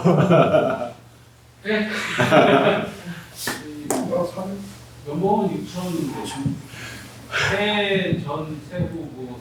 그러니까 제가 독일과 관련해서 주장하는 바는 한국이 어떤 식으로 바뀌어야 되냐면 광역 단위는 대폭 강화를 해야 됩니다. 그러니까 광역 의회는 거의 국회와 유사한 정도의 시절 독일이 그렇습니다. 이게 바로 그 연방제국 지방 분권을 강화하는 거거든요. 그리고 그 아래 단위 기초의회는 월급을 자꾸 챙겨서 월급쟁이 하려고 하는데 그러지 말고 거기는 명예직으로 전환하고 구까지가 아니라 그 아래 단위도 만들어야지. 동단위. 네, 동단위니까 그 은, 연 단위는 반드시 직선을 해서 대표자를 뽑도록 해야 됩니다. 그건 이제 나중에 기회가 되면 독일의 연방제를 소개하면서 한국의 지방자치를 어떻게 강화할 건지 제가 보여드릴게요.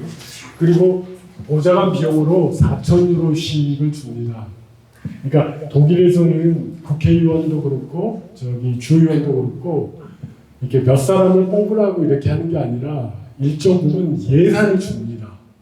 그러면 나는 작지만 아주 유능한 보좌관이 필요해. 이러면은 뭐 한두 명만 써서 아주 비싸게 주고 한두 명을 쓸 수도 있고, 나는 사람이 많이 필요해. 지역도 그렇고 활동을 해. 그런 경우에는 이렇게 낮은 급여로 여러 명을 고용해서 할 수도 있습니다. 인원을 정하지 않고 인원을 정하지 않고. 보좌관에 대해서. 네. 그러면은 저 사람은 많은 사람 적은 사람 쓴다고 하고 월급을 조금만 주는 거 아니야 이렇게 할 수 있잖아요. 그걸 어떻게 하냐면 신청을 해서 냅니다. 나는 보좌관 2명, 보좌관 8명 이렇게 내면 사무국에서 그 사람들에게 바로 그 급여를 줄 수 있도록 의원을 거치지 않고 비리나 이런 게 생길 수 없게.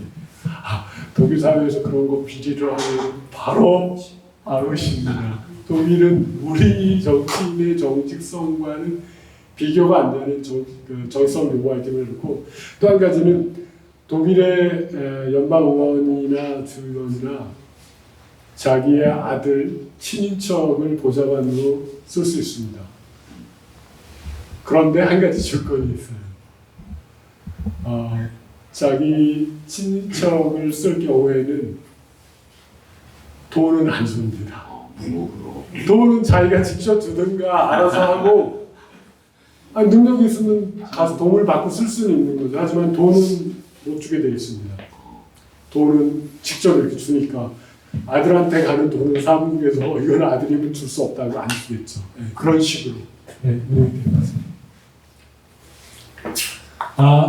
이거는 최근에 바로 10월 9일이니까 며칠 전에 독일에서는 연방 총선이나 주 총선을 언제 하냐면 반드시 일요일에 투표를 합니다. 일요일에. 모든 선거는 일요일이라고 보시면 돼요. 이게 이제 가장 최근에 있었던 중국의 선거 결과인데, 여기서 보여드리려고 제가 가져왔던 거는 이렇게 다양한 정당들이 주의회에 들어온다는 겁니다. 우리의 광역의회도 역시 두 당밖에 없죠. 우리는 모두 다 두 당밖에 없지 않습니까? 근데 이렇게 다양한 정당들이 들어오고 있다는 걸 보여드리려고. 그리고 주 정부가 똑같이 중앙 정부처럼 하나의 국가처럼 작동을 합니다. 네. 그러니까 우리도 그렇게 해야 된다는 거죠. 예를 들어 인천시면 인천은 이미 인구가 300명. 어디에 합치기에는 너무나 많거든요. 그러니까 하나의 독립된 하나의 인천 국가처럼 해야 되고, 그러니까 인천시장, 인천시의회는 하나의 행정부, 하나의 입법처럼 활동을 해야 되는 거죠. 이건 나중에 기회가 되면 좀 더 자세히 말씀을 드릴게요. 그렇게 해서 제가 그동안 쭉 말씀드린 거를 종합하게 되면은 한국 정치의 개혁이 필요한데, 그 개혁을 하기 위해서는 가장 중요한 게 뭐냐? 지금의 이 선거 제도를 바꾸는 겁니다. 이거를 바꿔야 연쇄적으로 정당이 바뀌게 되고, 정당이 바뀌어야 정치가 바뀌게 됩니다. 이거를 이대로 두고, 선거 제도를 그대로 두고 맨날 모여서 어떻게 하면 정당이 활성화될까 맨날 얘기해봐야 아무것도 변하지 않습니다.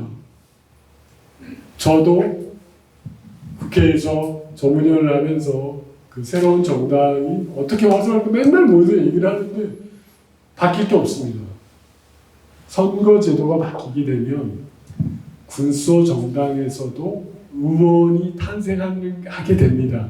그거를 알게 되면 소신 있는 사람들이 군소 정당에 가서도 활동을 하게 되죠. 지금은 어떻습니까? 아무리 소신이 있어도 절대로 가지 않습니다. 그 이유는 뭐냐?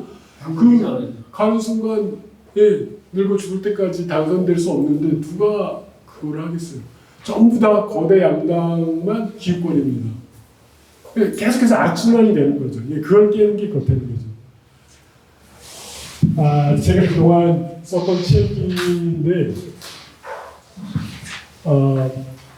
그러니까 한국 사회의 문제가 뭔지를 고민하면서 쓴 책이 독일 사회 우리의 대안이고, 그 문제를 해결하기 위해서는 어떻게 해야 될까? 그게 바로 독일 정치 우리의 대안입니다. 아까 선거법 필요하시다는데 그 선거제도, 독일 정치 우리의 대안에 보면은 자세한 설명이 있습니다. 그리고 이런 독일 사회와 독일 정치를 바탕하고 있는 게 독일의 연방제와 지방자치라서 이걸 썼고요. 그리고 여기 파랗게 보이는 이게 연동형 비례대표는 무엇인가? 이거는 선거제도가 지난번에 준연동형 나올 때 사람들이 아무도 모르는데 그걸로 선거를 했지 않습니까? 그거를 아주 쉽게 중학생도 이해할 수 있게 쉽게 설명한 책 이걸 보시면 될 것 같고요. 그리고 이러한 것들을 종합해서 이게 가장 최근에 쓴 책인데, 이거는 개헌을 위한 책입니다. 결국 한국 정치가 바뀌려면 개헌을 해야 된다고 봤거든요. 그래서 이런 지금까지 얘기한 것들을 종합해서 이렇게 개헌이 돼야 된다라는 내용을 쓰고입니다. 제가 시간이 약간 길었는데 제 발표는 여기까지 하고 여러분들과 같이 논의할 시간을 갖도록 하겠습니다. 감사합니다. 박수 한번 보내드리겠습니다.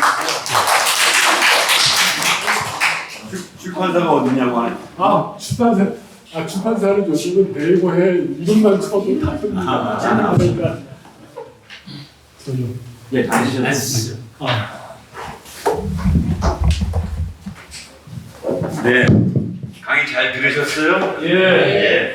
오랜만에 독일 정당 사례를 들었고, 우리 정당의 한계와 문제점에 대해서 또 선거제도에 대해서 잘 들으셨을 겁니다.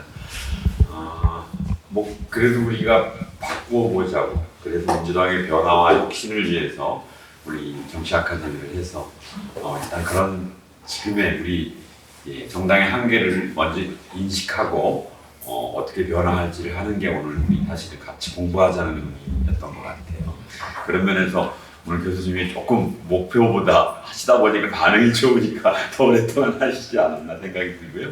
오늘도 여전히 우리 한 30분 정도 남았는데 들으시면서 질문하고 싶었던 거 이렇게 해주시면 좋겠는데, 원래 오늘 주제는 이런 상황에서도 우리 정당 내 우리 당원들이 어떻게 활동을 하는 것이 좋을까, 사실은 그런 거였는데, 이제 정당의 한계와 문제점, 변화의 방향 이런 거 말씀하셨는데, 혹시 이런 상황에서 이렇게 들러리 정당 같이 돼 있는 정당이니까 우리 활동하기 어렵다 그래서 거의 안 해버리는 게 아니라, 지금 혹시 제가 질문을 겸 오늘 강의를 조금 보완해 주시기를 원하는 건, 이런 상황에서도 우리 당원들이 또 우리처럼 열정적인 전 세계에서 이런 또 뭔가 하면 열심히 하시잖아요, 우리나라 분들은. 그래서 지금 상황에서도 우리 당원들이 할 수 있는 바가, 또 특히 지역위원회에서 어떤 걸 하면 좋을지 한번 질문 겸 먼저 말씀해 주시면. 네. 그러니까 같이 얘기를 해보시죠. 그러니까 제가 처음 강연 시작하면서 말씀을 드렸다시피 할 수 있는 게 아무것도 없는데 잘해보자고 하는 겁니다. 그러니까 이거를 지금 여기 모인 우리 당원들 몇 명이서 이 거대한 문제 앞에서 바꿀 수 있는 게 뭐가 있겠습니까? 그러니까 굳이 그럼에도 불구하고 뭔가가 제시가 돼야 된다고 하면, 여러분의 뜻을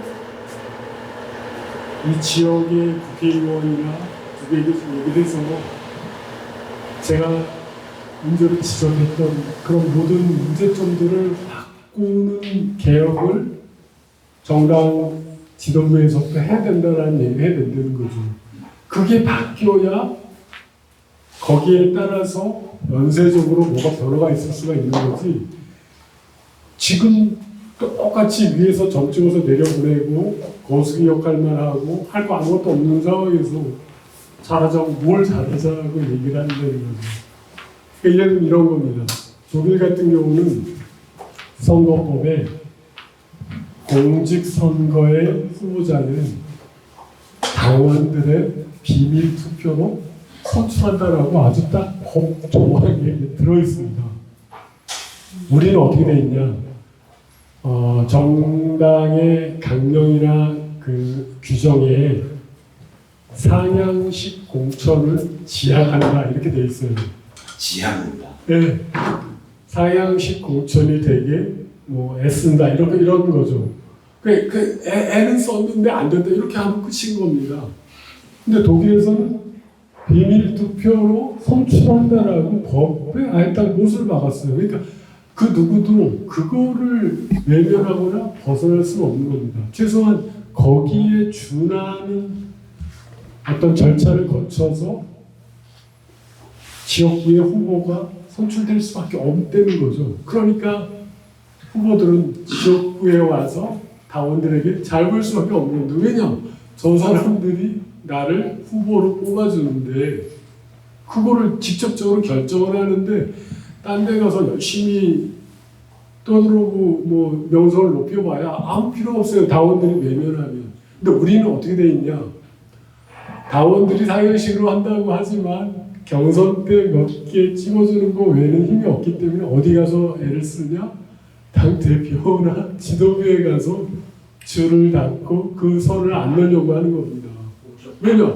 그 사람들이 자기를 공천해 주니까. 그러니까 당 대표가 뭐라 그러면 거꾸로 당원들한테 와서 야, 당이 이렇게 안 되잖아. 이렇게 해.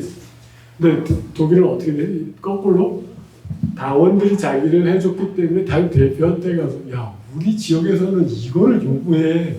그러니까 이거를 해줘야지. 당 대표한테 거꾸로 요구를 하는 거죠. 그 프로세스가 완전히 뒤집힌 걸 아시겠죠. 근데 이거를 상황이 이런 상황인데 우리가 여기서 어떻게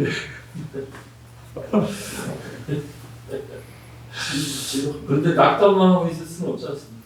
그러니까 또 한 가지 아주 큰 것 중에 하나는 그런 겁니다. 국회의원만 그런 게 아니라 이제 거기도 똑같이 주 의원이 있고 이렇게 지역 의원이 있고 다 있을 거 아닙니까? 그럼 그 사람들도 철저하게 당원들에 의해서 뽑힌다는 거죠. 그러면은 예를 들면 기초의원, 광역의원 이런 사람들이 오히려 국회의원에게 큰 소리를 칠 수가 있죠. 당원들에 의해서 뽑힌 건데. 근데 우리는 이게 완전히 뒤집혀 있잖아요. 네, 줄서기 국회의원들이 광역의원, 기초의원을 공천을 하니까 이 기초의원과 광역의원들이 당원들에게 길을 기르려고 할까요? 국회의원에게 길. 민주주의가 작동할 수가 없는 거죠. 저는 최소한 그거라도 바꿔야 된다. 사실 그것도 국회의원의 기득권 중에 하나거든요. 그 법으로 바꿔야 된다고 생각합니다. 기득권 안 올라가는 거죠. 그 결정하는 사람들이 국회의원인데. 예. 다른 분도 좀 나와서 질문하실 분 계시면 저희가 네. 자, 마이크를 아니 그냥 거기서 얘기 안 하게 안 돼요. 저 아까 말씀하신 것 중에요. 우리나라가 이제 공천하는 과정이 예를 들면 그 지역의 뜻보다는 위에서 다 지명한다. 이게 상당히 모순이라고 보는 거 아닙니까? 사실은 모순은 모순이죠. 근데 처음에 취지는 저는 이제 나이가 81인데 50선거부터 본 거예요. 해방될 때. 그래가지고 그 변천사를 보면은 처음에 이제 국회의원을 뽑으려고 하니까 막 어떤 무슨 군 그러면 거기서 잘하는 사람 뭐참 농사도시 이것에 맞는 게 하고 했다 없어요 이제. 그 사람이 제일 멋있어 보이는데 사실은 그 군 출신 중에는 중앙에 가서 이미 무슨 관료도 하나 있고 회사도 다는 사람도 있고 뭐 정치도 있고 의사도 있고 뭐 판사도 있고 그러면 볼 때 여기 지방의 사람보다는 아무튼 거기서 하는 게 낫겠다는 게 나와라 진짜고 당시 볼 때 출발이 거기서 나왔을 겁니다. 거기서 그래가지고 저 그 민주당 보다는 아마 그렇게 나왔을 거고 그 다음에 아까 말씀하신 것 중에 많은 사람들의 의견을 듣는다고 했는데 정책 하나 가지고 정책을 수만 명 모았다고 해서 좋은 정책이 나오는 게 아니고 정말 전문가 100명만 가지면 되는 거죠 솔직히. 근데 그 사람들이 야박이 짓하고 딴 짓을 그렇지 제대로 한다면 꼭 뭐 여기서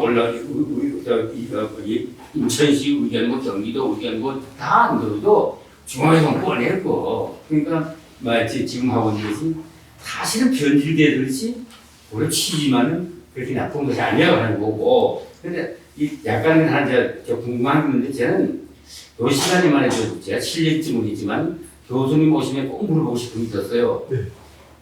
독일에 말이죠. 통일 과정. 혹시 아니 다음에 해도 좋고. 오늘 시간인데 말이죠. 독일의 통일 과정은 다음에 해도 좋고. 아니면 통일 과정 또 하나의 다음 알려주세요. 기회 되면 전혀 전혀 다른 주제. 좋습니다. 방금 얘기하신 것과 다르게 말씀드리면 제가 말씀드린 거는 하나의 그 과정, 그 정치적인 과정을 말씀드린 겁니다. 그러니까 어르신이 말씀하신 게 어떤 의미인지 알고 저도 이해를 합니다. 똑똑한 사람이 훨씬 나은 거죠. 근데 그렇게 하다 보니까 잘 안 되지 않습니까? 위에서 똑똑한 사람 내려눌렀더니 결국은 그 사람이 그 윗사람 이렇게 뭐 뒷담가리나 하는 셈이 되고 결국에 뜻이 반영이 안 되지 않습니까? 그리고 실제로 제가 이런 얘기를 하면은 그 국회의원들이나 많이 얘기를 합니다. 지역에 당원이 없어요. 그렇게 할 사람이 없어요. 이렇게 얘기를 해요. 그럼 제가 얘기를 하죠. 그러니까 지역에 당원이 없다는 얘기는 제가 누차 말씀을 드렸지만 당원에게 아무런 권리나 권한이 없기 때문에 사람이 없는 겁니다. 양성을 안 해. 아니 누가 와서 들러리를 쓰겠어요. 그러니까 제가 얘기를 하죠. 만약에 지역에 당원이 10명밖에 그 후보를 투표할 사람이 10명밖에 없다 그러면 그 10명한테 실제로 후보 선출권을 주십시오. 4년 후에는 그 10명이 몇백 명, 몇천 명으로 왜냐? 사람들이 직접 보면 진짜 저기 당원 10명이서 비밀투표해갖고 거기 후보를 정했대. 이렇게 되면 그래? 그럼 나도 가서 해야지. 그럼 어떻게 되냐면 당원들이 스스로가 견제를 하게 되고 나이롱 당원 아니야? 쟤는 선거 때만 나타나는 쟤 빼. 이렇게 됩니다. 서로가 관리하고 감시하게 됩니다. 당원 활동할 때 이게 진성 당원이 탄생하게 되는 거죠. 당비도 잘 내고 뭐 행사하면은 잘 나와서 하고 그런 사람들에게만 투표권을 주는 겁니다. 아니 얘는 선거 한 달 전에만 꼭 나타나서 자기가 당원이네 이런 애는 자연스럽게 배제시키는 거예요. 너는 아무런 활동도 안 하고 안 하잖아. 이렇게 정기적으로 뭐 1년에 한두 차례씩 당원 교육도 하면 참석해서 듣고 당연히 이런 걸 듣고 알아야지 소양이 쌓여서 좋은 후보를 뽑을 거 아닙니까? 그렇게 하자는 것이죠. 그러니까 이렇게 하게 되면은 지방의 그 지역의 호족들이 다 득세한다라고 하는 이제 그런 우려가 있지 않습니까? 아무래도 지역에서 유지나 돈 있는 사람이 한다. 근데 그게 한 번 정도는 가능할지 모르겠습니다. 돈 있는 사람이 사람을 모아서 하고 4년을 딱 해봤더니 엉망진창이 됐다거나 뭐 비대열 막 문제가 생긴다. 그럼 당원들이 들고 이러죠. 쟤 아무리 돈 받아도 쟤는 안 되겠어. 쟤는 빼. 이렇게 된다는 거죠. 그러니까 한 번 정도 그 선순환이 되는 과정을 경험을 하게 되면 당원들이 정말 힘을 갖고 적극적으로 모일 텐데 그게 안 되기 때문에 계속해서 그러니까 어르신 말씀대로 더 똑똑한 친구가 중앙에 가서 활동을 했는데 그 사람이 와서 하면 더 좋. 근데 그 사람으로 지금까지 했는데 자꾸만 잘 안 되고 실패를 하니까 정말 그 지역에서 열심히 활동하는 사람을 뽑아야 된다는 거죠. 그러려면 당원한테 그 권한을 줄 수밖에 없는 거고요. 한 번만 하면 됩니다. 한 번만 그렇게 되는 게 관해가 되면 다음부터는 저 중앙에 오라고 해도 바쁘다고 안 가고 거기 가봐야 먹을 게 아무것도 없는데요. 내가 당원들하고 붙어있고 당원들하고 활동을 해야 내가 후보가 되는데 뭐 하려고 당 지도부에 가서 물도적 지금은 그게 되니까 다 거기가 있는 거죠. 여기에는 없고요. 이제는 돼요. 옛날에는 10월에는 대학생이 없었어. 네. 이제는 전국적으로 이제는 되니까. 또 다른 분 질문하시죠. 예. 아까 본인을 좀 밝히시고. 네. 성에 가고 있는 김성윤이라고 합니다. 아까 외람될 수도 있는데 그 우리나라 민주주의가 보통 이제 의회 중심으로 된 민주주의인데 우리나라는 워낙 그 대통령이 지방적이다 보니까 지금 대통령 하시는 분께서 많이 제한적이시더라고요. 검찰 출신이셔가지고 누구나 말씀은 안 드릴게요. 명예훼손 낼 수 있으니까. 근데 법무부 장관 하시는 그분도 참 그렇고 최근에 그 김모로 예전 경기도지사 하셨던 분도 뭐 전 대통령님한테 김일성주의자 이렇게 조금 말씀하시고 하는 걸 봤을 때 우리나라는 너무 사실은 국회라는 조직은 선출 권력이고 그분들은 임명 권력인데 너무 임명되는 권력이 강해서 선출 권력을 좀 누른다는 느낌을 저도 많이 받았습니다. 그래서 제가 생각하기에는 국회를 그것을 늘리는 것도 중요하지만 뭐 미국 같은 경우에는 뭐 예를 들어 경찰청장이나 이런 사람들을 다 투표로 다 뽑는다고 알고 있습니다. 우리도 지방선거 때 예를 들어서 부평구 같은 부평 경찰청장도 시민이 뽑고 그래서 좀 더 선출 권력이 늘어나면 아무래도 대통령이라는 그 대항적인 권력을 눈치를 덜 보고 좀 더 소신껏 할 수 있으니까 더 좋지 않을까 저는 그렇게 생각을 해봤는데 그 생각이 맞는지 정확히 몰라서 교수님의 고견을 듣고 있습니다. 예. 제왕적 대통령이란 얘기는 절반은 맞고 절반은 틀린 얘기입니다. 절반은 맞는다는 얘기는 뭐냐면 대통령이 제왕적이라는 의미는 어마어마한 인사권, 그러니까 5,000명을 임명할 수 있다고 그러잖아요. 자기가 아는 사람을 전부 다 임명을 해도 모자랄 거예요. 5,000명을 알 수가 없으니까. 그런 어마어마한 인사권을 갖는다는 점에서는 제왕적이죠. 또 한 가지는 어마어마한 예산권. 결국 그 650조라는 돈이 최종적으로 결정되는 게 대통령이 쓸 것을 결정하는 거니까 어마어마한 돈을 사용할 수가 있는 거죠. 그 점에서 우리나라 한국의 대통령은 굉장히 제왕적입니다. 절반은 틀리다 그랬는데 틀린 점은 뭘까요? 대통령은 정말 어마어마하게 제왕적이고 막강한데 그 사실은 절반만 맞고 사실은 그렇지 않다는 얘기를 하는 겁니다. 그 않다는 얘기를 하는 근거는 한국 사회에 어떤 문제가 있고 그 문제를 개선하거나 바꾸고자 한다면 뭐를 바꿔야 될까요? 법을 바꿔야 법을 바꿔야 되죠. 대통령이 법을 바꿀 수 있습니까? 없어. 네. 대통령은 법을 바꿀 수가 없습니다. 근데 우리 사회에서 정말 중요한 일은 법을 바꾸어서 제도를 바꾼다는 거예요. 근데 그 제왕적 대통령이라는 사람이 거기에는 아무런 힘이 없다는 거예요. 그런 점에서 대통령은 이 대통령제는 약간 문제가 있는 시스템입니다. 그와 관련해서 좀 더 자세한 얘기는 나중에 이제 기회가 되면 하도록 하고, 또 한 가지는 선출직이 임명직을 견제하는 그런 문제잖아요. 그러니까 더 쉽게 얘기해서 검찰총장 얘기를 하면 쉬울 것 같은데, 검찰총장은 임명을 받은 사람입니다. 그 임명을 받은 사람은 언제든지 해고될 수 있어야 됩니다. 근데 우리는 검찰총장에 대해서 임기제를 들여놨죠. 그거는 왜 들여놨을까요? 그거는 한국 정치의 왜곡된 역사를 반영한 겁니다. 옛날 권위주의 시대나 독재 시대에 검찰총장이 그 대통령의 따까리 노릇을 하지 않습니까? 그러니까 야당에서 자꾸만 중립성을 지켜라, 가져와라. 그거를 중립성을 요구하기 위해서 임기를 만들어 온 거죠. 임기를 보장해 줄 테니까 시킨 대로 하지 말라고 얘기를 한 거죠. 근데 사실은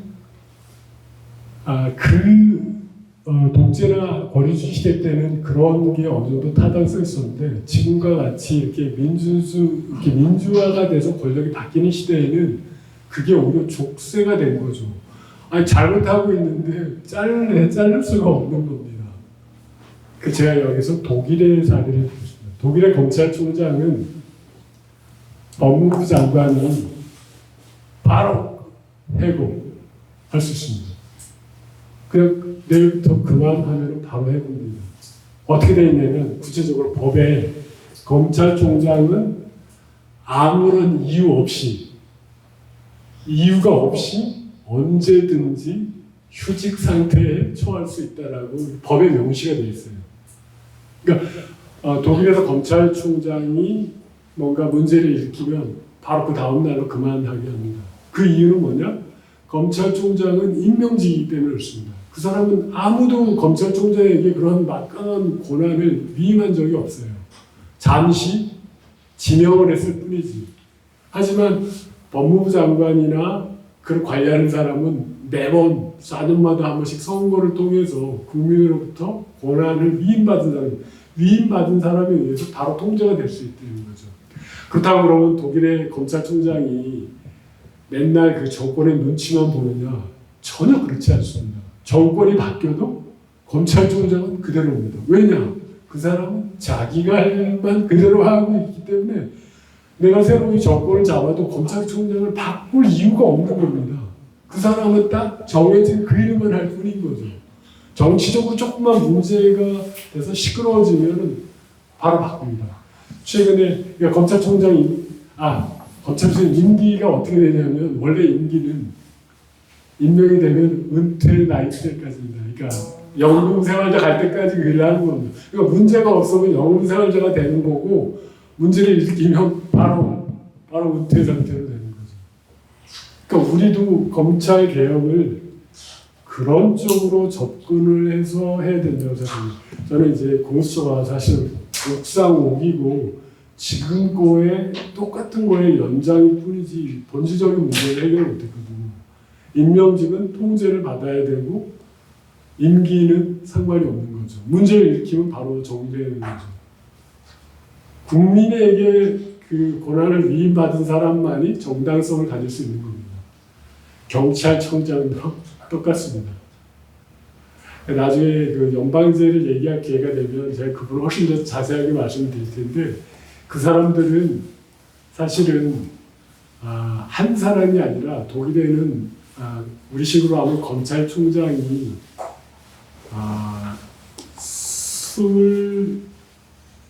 25명이 있다고 보시면 됩니다. 이미 검찰 권력이 25개로 이렇게 쪼개져 있습니다.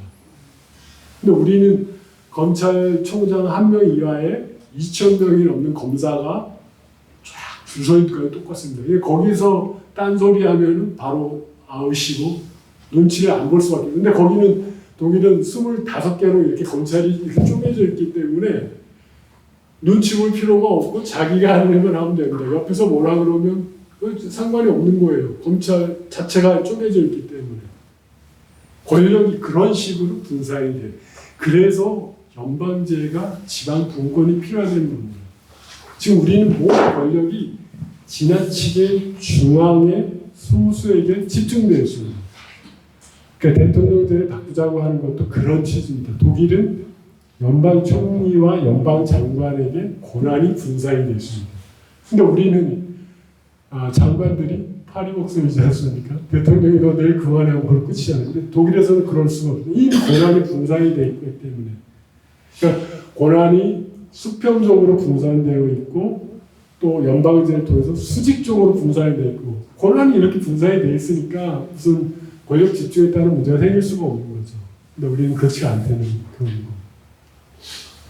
거. 우리 정치제도 바꿔야 됩니다.